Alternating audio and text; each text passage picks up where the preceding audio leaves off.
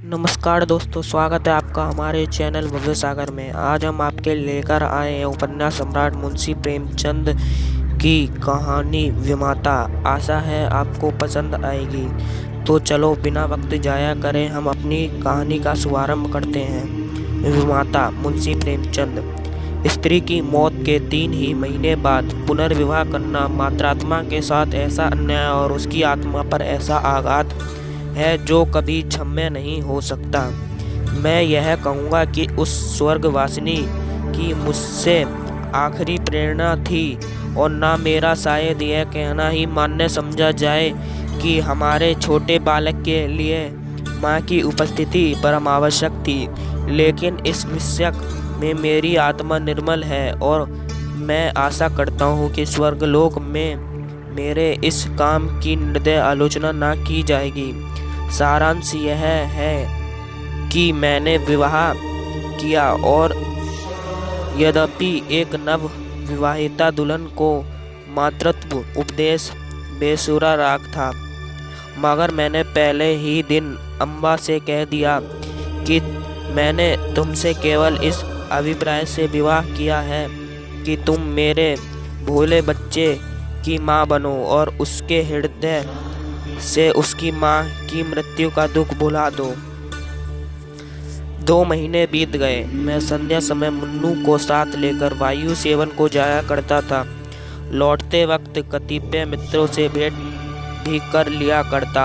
उन संगतों में मुन्नू श्यामा की तरह चहकता। वास्तव में इन संगतों से मेरा अभिप्राय मनोविनोद नहीं, सिर्फ मन्नू के असाधारण बुद्धि चमत्कार को प्रदर्शित करना था। मेरे मित्रगण जब मुन्नू को प्रेम करते और उसकी विलक्षण बुद्धि की सराहना करते तो मेरा दिल बांसों उछलने लगता था। एक दिन मैं मुन्नू के साथ बाबू ज्वाला सिंह के घर बैठा हुआ था। ये मेरे परम दोस्त थे। मुझमें और उनमें कुछ भेदभाव न था। इसका मतलब यह नहीं कि हम अपनी क्षुधाताएं, अपने पारिवारिक कलहादिकी और अपनी आर्थिक परेशानियां बयान किया करते थे। नहीं, हम इन मुलाकातों में भी अपनी प्रतिष्ठा की हिफाजत करते थे और अपनी दुरावस्था का जिक्र कभी अपनी जबान पर नहीं आता था। अपनी कालिमाओं को सदैव छुपाते थे। एकता में भी भेद था तथा घनिष्ठता में भी फर्क। अचानक बाबू ज्वाला सिंह ने मुन्नू से पूछा, क्यों, तुम्हारी अम्मा तुम्हें खूब प्रेम करती हैं ना? मैंने मुस्कुराकर मुन्नू की तरफ देखा। उसके उत्तर के विषय में मुझे कोई संदेह ना था। मैं भली भांति जानता था कि अम्मा उसे बहुत स्नेह करती है, परंतु मेरे आश्चर्य का ठिकाना ना रहा जब मुन्नू ने इस सवाल का उत्तर मुख से न देकर नेत्रों से दिया। उसके नेत्रों से आंसू की बूंदें टपकने लगीं। मैं लज्जा से गड़ गया। इस अश्रु जल ने अम्बा की उस सुंदर तस्वीर को नष्ट भ्रष्ट कर दिया जो गत 2 मासों से मैंने हृदय में अंकित कर रखी थी। ज्वाला सिंह ने कुछ संशय की नज़र से देखा और पुनः मुन्नू से पूछा, क्यों रोते हो बेटा? मुन्नू बोला, रोता नहीं हूँ, आंखों में धुआं लग रहा था। ज्वाला सिंह का विमाता की ममता पर संदेह करना स्वाभाविक बात थी, लेकिन वास्तव में मुझे भी शक हो गया। अम्बा से हृदयता और स्नेह की वह देवी नहीं है जिसकी सराहना करते मेरी जीवा नहीं थकती। वहाँ से उठा तो मेरा हृदय मरा हुआ था और शर्म से माथा ना उठता था। मैं घर की तरफ चला तो मन में विचार करने लगा कि किस प्रकार अपने क्रोध को जाहिर करूं। क्यों ना मुंह ढककर सो रहूं। अम्बा जब पूछे तो कठोरता से कह दूं कि सिर में पीड़ा है, मुझे परेशान मत करो। भोजन के लिए उठाए तो झिझक कर उत्तर दूं। अम्बा अवश्य समझ जाएगी कि कोई बात मेरी इच्छा के प्रतिकूल हुई है। मेरे पैर पकड़ने लगेगी। उस समय अपने व्यंग्यपूर्ण बातों से उसका हृदय भेद डालूंगा। ऐसा रुलाऊंगा कि वह भी याद करे।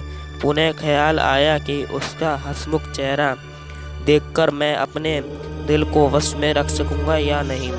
उसकी एक प्रेम पूर्ण दृष्टि, एक मीठी बात, एक रसीली चुटकी मेरे शिलातुल्य रुष्टता के टुकड़े टुकड़े कर सकती है। लेकिन हृदय की इस निर्बलता पर मेरा मन झुंझला उठा।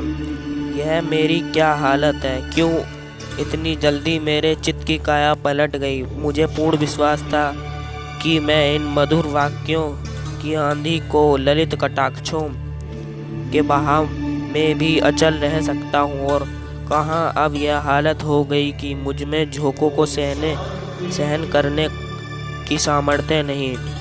इन विचारों से दिल में कुछ दृढ़ता आई, जिस पर भी क्रोध की लगाम कदम कदम पर ढीली हो जाती थी। अंत में मैंने हृदय को बहुत दबाया और बनावटी गुस्से का भाव धारण किया। ठान लिया कि चलते ही चलते एकदम से बरस पड़ूंगा। ऐसा ना हो कि विलंब रूपी वायु इस आदेश रूपी मेघ को उड़ा ले जाए। परंतु जैसे ही घर पहुंचा, अम्बा ने दौड़कर मुन्नू को गोदी में ले लिया और प्यार से सने हुए कोमल स्वर में बोली, आज तुम इतनी देर तक कहाँ भटकते रहे? चलो देखो मैंने तुम्हारे लिए कैसी अच्छी फुलवड़ियाँ बनाई हैं। मेरा कृत्रिम गुस्सा एक क्षण में उड़ गया। मैंने विचार किया, इस देवी पर गुस्सा करना भारी अत्याचार है। मुन्नू अबोध बच्चा है, संभव है कि वह अपनी माँ का स्मरण कर रो रहा हो। अम्बा इसके लिए कसूरवार नहीं ठहराई जा सकती। उसके मनोभाव पूर्ण विचारों के अधीन नहीं होते। हम उनको जाहिर करने के निमित्त कैसे शब्द गढ़ते हैं, परंतु वक्त पर शब्द हमें धोखा दे जाते हैं और वे ही भावनाएं स्वाभाविक रूप से प्रकट होती हैं। मैंने अम्बा को ना तो कोई व्यंग्यपूर्ण बातें ही कहीं तथा ना क्रोधित हो मुख ढांककर सोया, बल्कि अधिक कोमल स्वर में बोला, मुन्नू ने आज मुझे अत्यंत शर्मिंदा किया।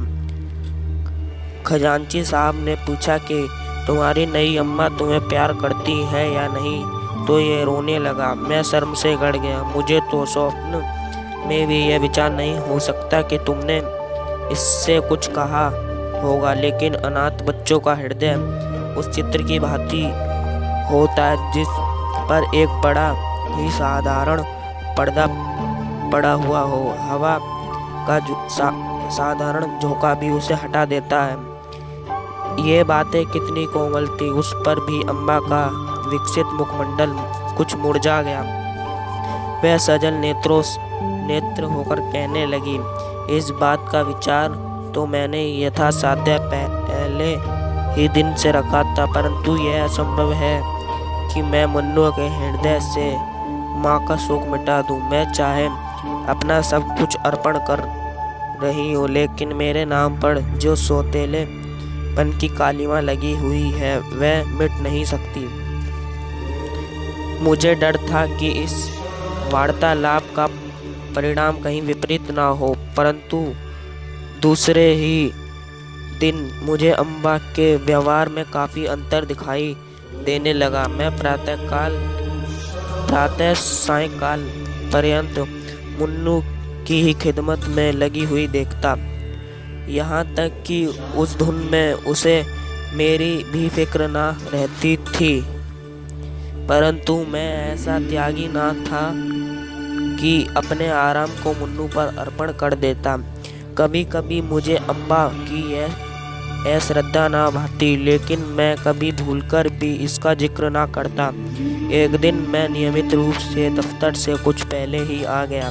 क्या देखता हूँ कि मुन्नू दरवाजे पर भीतर की ओर मुख किए खड़ा है। मुझे इस समय आँख मिचोली खेलने की सूझी। मैंने दबे पाँव पीछे से जाकर उसके नेत्र मूंद लिए, पर शोक उसके दोनों गाल अश्रुपूरित थे। मैंने फौरन दोनों हाथ हटा लिए। ऐसा महसूस हुआ मानो सर्प ने डस लिया हो। हृदय पर एक चोट लगी। मुन्नू को गोद में लेकर कहने लगा, मुन्नू क्यों रोते हो? यह कहते कहते मेरे नेत्र भी सजल हो आए। मुन्नू आंसू पीकर कहने लगा, जी नहीं, रोता नहीं हूँ। मैंने उसे दिल से लगाया और कहा, अम्मा ने कुछ कहा तो नहीं? मुन्नू ने सिसकते हुए कहा। जी नहीं, वह तो मुझे बहुत प्रेम करती है। मुझे यकीन न हुआ। पूछा, वह प्यार करती तो तुम रोते क्यों? उस दिन खजांची के घर में भी तुम रोए थे। तुम मुझसे छुपाते हो। कभी तुम्हारी अम्मा जरूर तुमसे कुछ क्रुद्ध हुई है। मुन्नू ने मेरी तरफ कातर दृष्टि से देखकर कहा, जी नहीं, वह मुझे प्यार करती हैं। इसी वजह से मुझे बारंबार रोना आता है। मेरी अम्मा मुझसे अत्यंत प्यार करती थी। वह मुझे छोड़कर चली गई। नई अम्मा उससे भी ज़्यादा प्यार करती हैं। इसलिए मुझे डर लगता है कि उनकी तरह यह भी मुझे छोड़कर ना चली जाए। यह कहकर मुन्नू पुनः फूट फूट कर रोने लगा। मैं भी रोने लगा।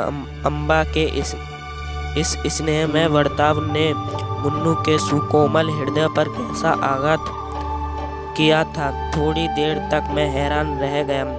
किसी कवि की यह वाणी स्मरण आ गई कि पवित्र आत्माएं इस जगत में चिरकाल तक नहीं ठहरती। कहीं भावी ही इस बालक की जीवा से तो यह शब्द नहीं कहला रही। भगवान ना करे वह अशुभ दिन देखना पड़े। लेकिन मैंने तर्क द्वारा इस शंका को दिल से निकाल दिया। समझा कि माता की मृत्यु ने प्रेम और वियोग में एक मानसिक संबंध पैदा कर दिया है और कोई बात नहीं है। मुन्नू को गोद में लिए हुए अम्बा के निकट गया और मुस्कुराकर बोला, इनसे पूछो क्यों रो रहे हैं। अम्बा चौंक पड़ी। उसके मुख की कांति मलिन हो गई। कहने लगी, तुम ही पूछो।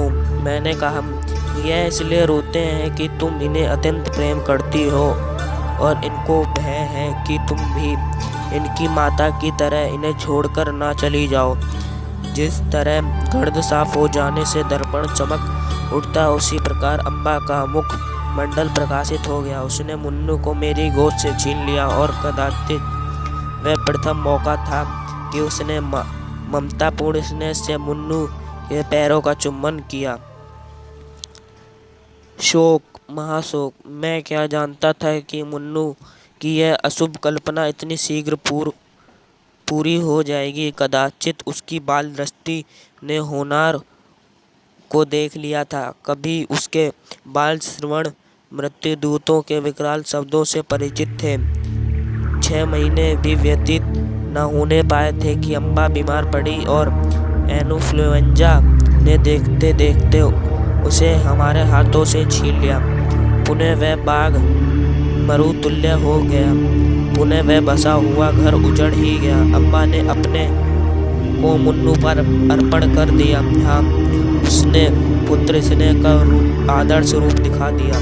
सर्दियों का समय था और वह घड़ी रात्रि शेष रहते ही मुन्नू के लिए सुबह का भोजन बनाने उठती थी। उसके उस स्नेह बाहुल्य ने मुन्नू पर स्वाभाविक असर डाल दिया था। वह हठीला और नटखट हो गया था।